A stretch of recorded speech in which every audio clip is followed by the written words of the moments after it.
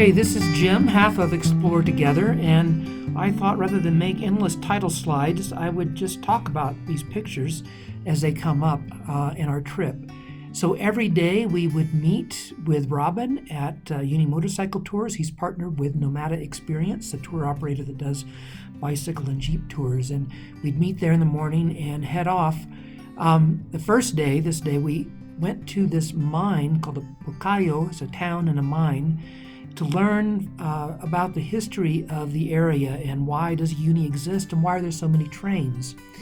And there's some trains there at the mining towns for the museum, including this one that is supposed to be the last train that Butch Cassidy and the Sundance Kid robbed before they died in a shootout with the Bolivian army. This is the car that they robbed. It was carrying the payroll for the mine that was owned by the president of Bolivia. It was not a wise idea to rob the president's train. There is silver ore everywhere. Silver is the reason that this region was developed and is still mined there today, although not to the degree that it was. This particular mine was opened in 1890, it says up at the top on that plaque. After the tour of the mining town, we headed back into Uyuni for lunch and stopped. This is a overlook looking over Uyuni. The Salar de Uyuni, the salt flat, is to the far right in that picture. After lunch, we went to the train graveyard. It's actually a locomotive graveyard. This train track, which is a narrow gauge train track, still today carries silver ore primarily to Antofagasta in Chile, which used to be part of Bolivia until Chile took it from them, leaving Bolivia the only landlocked country in South America. This train graveyard has lots of old rusting steam engines that just can't do it anymore. This is the inside of a steam engine. There would have been copper rods carrying the water that went through the holes there. This was the heat exchanger that would extract the heat from the fire into the water to make steam. So after visiting the graveyard, we headed out and made our way to the location where you can actually get onto the salt flat. You can't just drive onto the salt flat anywhere you want.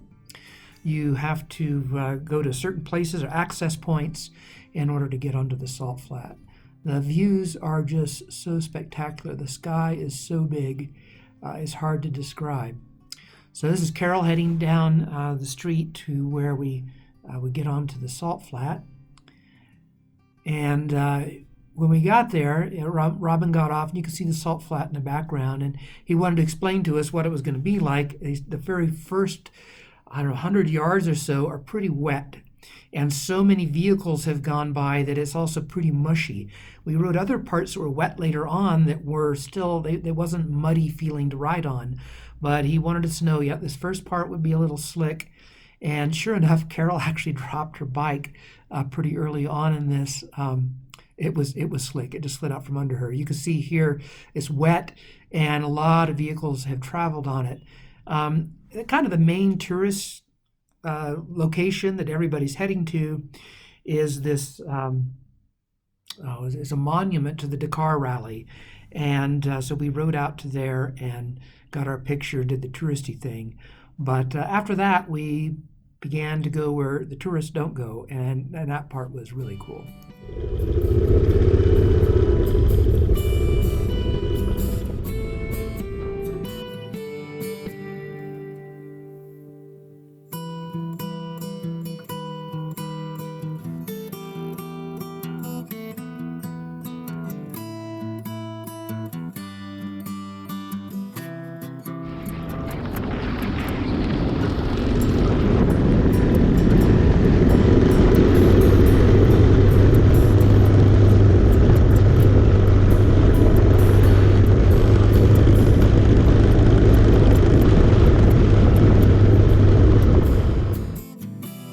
You can see there's still some tracks here that there have been some other vehicles. The Jeep tours go out and head out to the so-called islands in the middle of the salt flat.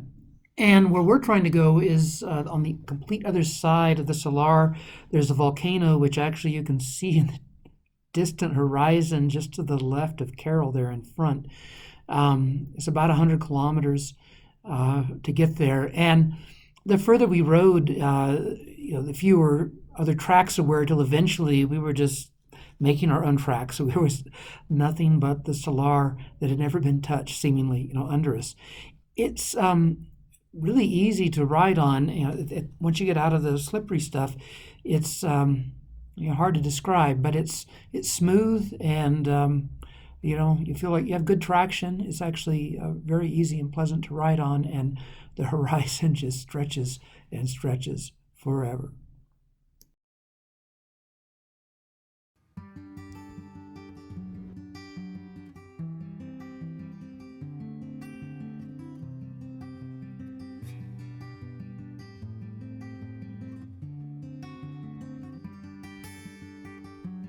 We kept riding, and the volcano in the distance gradually starts to go a little closer, and there's a hotel at the base of the volcano, and we're supposed to spend the night there. That's why it's our destination. But as you see in this picture, there starts to be water and more water, and eventually it's just a lake. Robin was trying to sort of explore some different paths. We kind of went for a while to the left or right. He was trying to find a way through it, and he finally stopped, and we got off, and he explained to us, he said it was just too dangerous. He said the chances of mechanical failure riding through 50 kilometers, he said we still had 30 kilometers to go, and the next day I checked it with the GPX track from my Garmin and showed him on a map. He said, yeah, we were 50 kilometers still. Distances are very deceiving.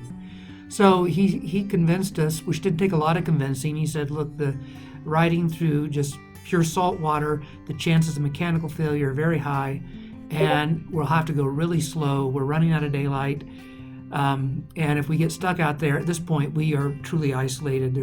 He said, there's nobody going to come to save us. There's no cell phone reception. And I said, you don't have to convince me. I'm going to follow your guide.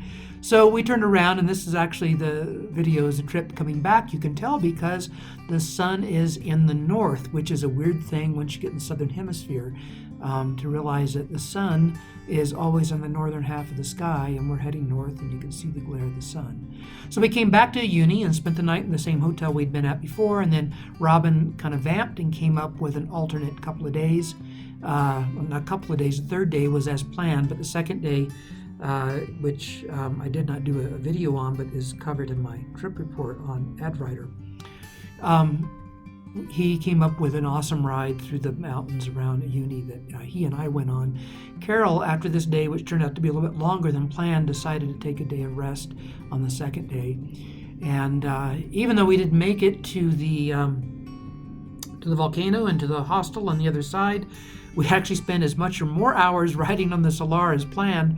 We didn't make it to the Cactus Island, which is a famous location to visit in the Salar. It's this bit of land in the middle of the Salar, the salt flat, that has cactuses. But when we were at dinner that night, we were talking to some people in a Jeep tour, and their Jeep tour turned around. They were headed for the Cactus Island, and they turned around for the exact same reason.